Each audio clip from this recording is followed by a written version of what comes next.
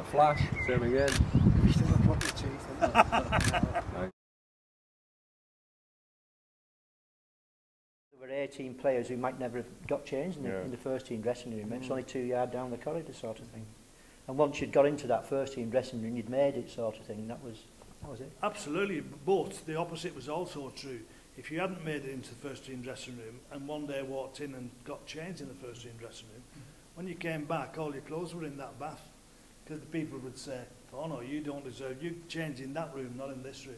So there was a very definite division between the first team and the A team, as was. Of course, you don't have A teams anymore now. But there were a regular lot of people who were sort of regular first team and regular A team. And you each, if you were lucky, Kelly, you had your pay. No, but if you were lucky enough to make it, say, into the first team, you had that peg, and that was your peg. That's right. The other thing about that big bath, you had to get in quick, otherwise it was filthy dirty and cold, wasn't it? You know, I mean, that was it. It was dirtier when you got out there when you got in it sometimes. I used to finish work at Triplex 12 o'clock, me. And I used to drive up, clock off at 12 o'clock, Saturday morning, clock off, pick me, jump on the push bike, drive through Taylor Park. My mother would have a bit of fillet steak and an egg. And then I'd have to walk it from Tatterith Road, up Lugsmore Lane, along Prescott Road and down Dunriding Lane, and just get here about half an hour before, and then strip off and play. Pathetic, really. I was under the same. I was. The size of the changing room and the big bath stick in my mind more than anything else. Well, I can remember a few times in the 50s, and the game had been a rough game, and we used to have some bother in that big bath. But the opposition, they've had 1 or 2 fights.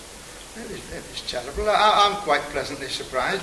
I didn't realise that the division was there. How long has that been there? Anybody know? Yeah, a few years. Yeah, has it? Probably the 80s, middle 80s. What I remember about the old dressing room was when I first came up was in the summertime, and obviously I went in there and trained a few times before actually playing. And there was a window, it's blocked off now, but there was a window and a big windowsill, and I used to stand on the bench and sit on the windowsill and take the first peg, and that was my little corner type of thing, or my peg for training. Obviously, when there was a game, then you went to your number, because it was numbered round when Austin wasn't it, 1 to 13. Yes. But on the training, every training session, I sat on the windowsill and got changed. But you're quite right about that window, because as a lad, when I used to come up here, we used to go in the boys' pen, and that, from the entrance there, he went straight past that window that you're talking about. Yeah. And we always tried to have a look in. It was all frosted glass, of course. And see if you could recognise the players who were in, and that wonderful smell of wintergreen used to come out of that window that you're talking about. But as a player, what I remember about that dressing room was the quiet. Because it was away from the crowd and you couldn't hear anything. And when everybody had finished, they got ready and what have you, and that minute before you went out, when everybody just went dead quiet, and then the bang on the door as the referee called you, and out you went up that tunnel. It's the tunnel that's the iconic bit, because you can only go out there one behind the other. And then that wonderful expanse as you go onto the pitch and you see all the crowd. Fascinating place. But with Scully's day there, the difference was, then, with you saying it was small, it wasn't that small in as such that there were only 13 players, and you weren't in it that long anyway, because now, or your day, Scully, you're talking hour and a half you get there before the kick-off, don't you? You had your warm-up and everything, and you went out and came back in, and like you were 17 players plus a few squad players. Even the squad players now, obviously the lads use the changing rooms for training days, and you know they take up both changing rooms on the way out, so they're not used on game day now. And you know there's a lack of room at training. Well, like exactly, with match preparation, obviously 4 subs and 18 men and all that nowadays. Better not get us walking too far though, Greg. I was just going to say, I'm ready for my fifth. Make sure the weather's good and the sticks are ready. I'm ready for my fifth hip operation, me. So I won't be able to get round the ramp pitch.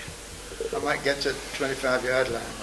But it will be an emotional occasion, really, because well, all of us here, but me personally, I spent a lot of years here, played 14 years. So to play in one place for 14 years, you must like the place, or there must be a bond in there, because you've played for a long time, you know, over a decade, and you get to know people, you get to know the supporters, so you virtually grow up with them, don't you? So to say, well, this is an end of a playing era, you've had one, so you're having another, really, and it would be a great honour to say, well, I was part of St.Helens playing at Knowsley Road, and I'm delighted to be with the finale of it all, and it would be a great occasion.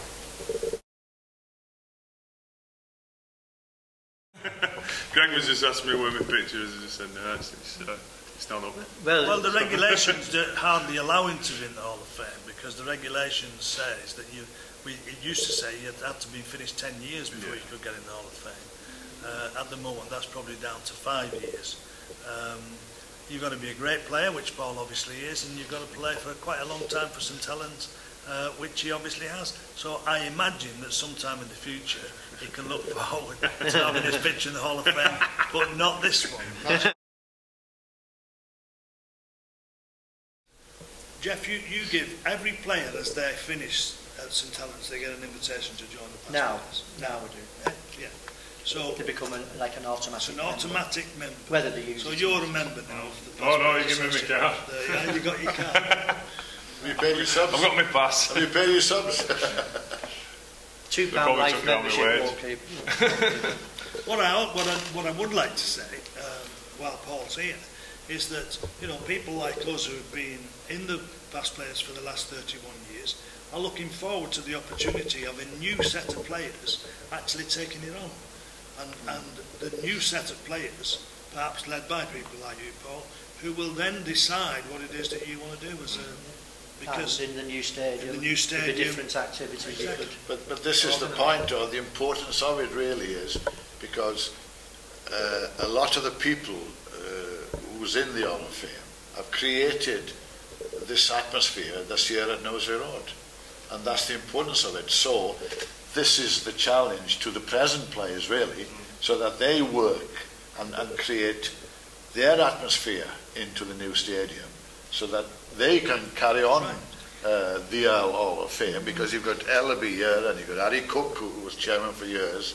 You've got past great players really that's in the Hall of Fame, and they are just passing something on, or giving a challenge to the present team and saying, well, we've come and helped this to become a great stadium. Why don't you go and help the new stadium to become a great stadium?